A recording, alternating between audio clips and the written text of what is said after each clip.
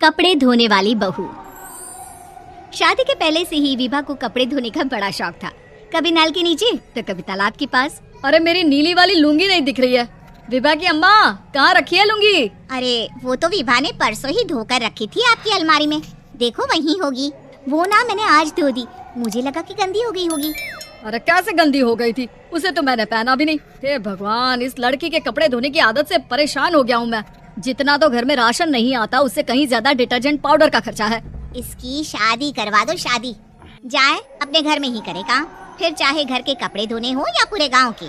हाँ ठीक बोल रही हो, देखता हूँ मैं कोई लड़का। वो दिन भी आ जाता है जब विभा को देखने लड़के वाले आ जाते हैं। लड़की मुझे अच्छी लगी। होने वाली सास कहती है, बेटी अगर कुछ पूछना है तो पूछ लो। वैसे तो हमारी लड़की बहुत ही शर्मीली है, जो बोल दो वो मान लेती है, इसे क्या पूछना होगा। अरे कैसी बात कर रही हो माँ, मुझे इन लोगों के घर रहना है, सवाल तो कई है। हाँ हाँ बेटा पूछ लो ना, क्या पूछना है। आप लोगों के घर कपड़े कौन धोता है? सास का मुंह बन जाता है। देखो अगर तुम ये कहना चाहती हो कि तुम्हें कपड़े धोने नहीं आते तो सुन लो, कपड़े मैं ही धोती हूँ, लेकिन तुम्हारे आ जाने के बाद मैं रुमाल तक नहीं धोऊंगी। अरे चुप रहना भाग्यवान, बहू बेचारी घर आई नहीं, उसे डराना शुरू कर दिया। वो क्या है ना बिटिया, अभी तक तो ये कल्लू की माँ ही धोती थी, लेकिन अब तुम्हारे पापा तो दहेज में वॉशिंग मशीन देंगे ही। तभी विभा की माँ बोल पड़ती है, सवाल भी पूछा तो क्या। वैसे भाई साहब, मशीन की तो फिर भी कपड़े धोने की कैपेसिटी होती है। मतलब जो बिटिया दे रहे हैं ना विभा, इसे कपड़े धोने का बहुत शौक है। ये आप लोगों के क्या, आस पड़ोस गांव मोहल्ले सबके कपड़े धो दे और उफ तक ना करे। बाहर देखा नहीं आपने कितने कपड़े सूख रहे हैं? सब हमारी बिटिया ने ही तो धोए हैं। बस भी करो ना माँ, शर्म आ रही इतनी तारीफ सुनकर।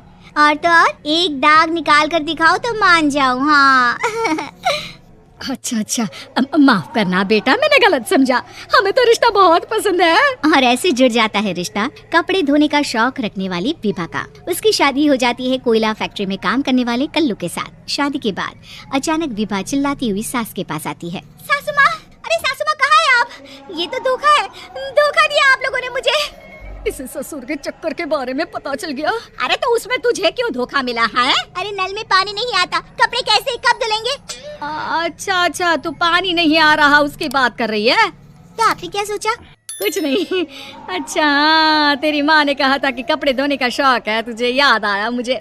शौक बोलकर कपड़े धोने वाले मेरे जुनून को कम ना आके सासू माँ, कपड़ा धोना मेरा गुरूर है। तभी पति भी वहाँ आ जाता है। अभी मैंने इसे सनी देओल की फिल्म दिखाई है, उसी के डायलॉग मार रही है माँ। अच्छा सुन, साफ साफ बता रही हूँ, पानी सुबह 4 से 6 और शाम को 10 से 12 आता है, समझी? विभा टाइमिंग सुनकर हैरान हो जाती है। ये क्या भूतों का मोहल्ला है? सुबह 4 बजे उठकर कौन कपड़े धोता है? 4 बजे टंकी में पानी जाता है, फिर सारा दिन धोना ना, किसने मना किया? अरे कैसी बात कर रही है? 200 लीटर की टंकी में कितने कपड़े धो लूंगी मैं? सुबह ही उठ जाऊंगी मैं। अब क्या था, विभा सुबह 4 से लेकर रात के 12 बजे तक कपड़े ही धोती रहती। एक रोज सास पड़ोस से निकलकर कहीं जा रही होती है कि साथ वाली कहती है, हाँ कल्लू की माँ, जरा ये बताओ कि 2 साड़ी है, 2 ब्लाउज और एक पेटीकोट और एक नाड़ी वाला लंबा कच्छा। हाँ तो? अरे तो क्या, कितना लोगी धुलाई ये बताओ। धोबन दिख रहे हैं हम क्या? हमारे पति सरकारी नौकरी से अभी रिटायर हुए हैं और बेटा सुपरवाइजर है कोयला फैक्ट्री में। धोबन समझ रखा है हमें?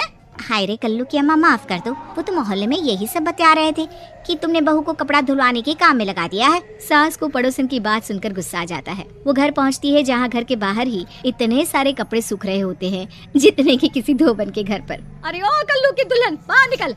माँ जी यहीं आ जाओ, बाथरूम में चादर धो रहे हैं हम। अरे अभी हम धोते हैं, तुमको बाहर निकलो। ये आस पड़ोस वाले बोल रहे हैं कि हम बहू से कपड़े धुलवा कर उसे कपड़ा धोने वाली बना दिए हैं। अरे छोड़ो ना माँ जी, किन लोगों की बातों में आती हो? आस पास के लोगों का तो काम ही होता है कि वो किसी तरह सास बहू को लड़ा दे। बहू सारे घर के कपड़े धोती है, ये क्या कम है? बोलिए। सास को भी लग जाता है कि वो बहू का ये सनकीपन नहीं छुड़वा सकती, इससे अच्छा है कि खुद ही चुप हो जाए। एक रोज सास और बहू मंदिर जाते हैं, जहाँ सास की साड़ी वहाँ खड़ी भीख मांगने वाली से मिलती है। माँ जी क्या बात है, आपकी साड़ी उस भिखारन से कितनी मिल रही है ना?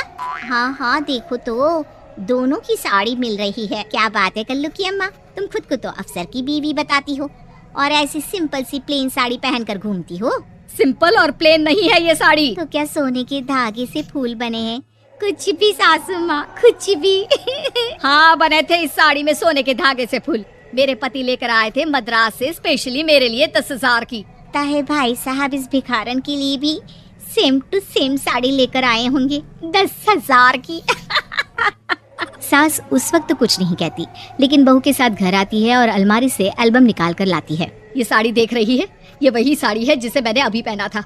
इस साड़ी में ये जो चमकदार फूल दिख रहे हैं ना, ये सोने के धागों से काटे गए हैं। लेकिन तू लोकल वॉशिंग मशीन ब्रश से घिस घिस कर सारे फूलों को निकाल कर साड़ी प्लेन कर दी। मुझे माफ कर दीजिए सासू माँ। और तो और, जब मैंने तुझे तेरी गलती के लिए कुछ नहीं कहा, लेकिन तूने तो सबके सामने मेरा मजाक ही बना दिया। क्यों? बहू को समझ में आ जाता है कि अब से उसका कपड़े धोना बंद।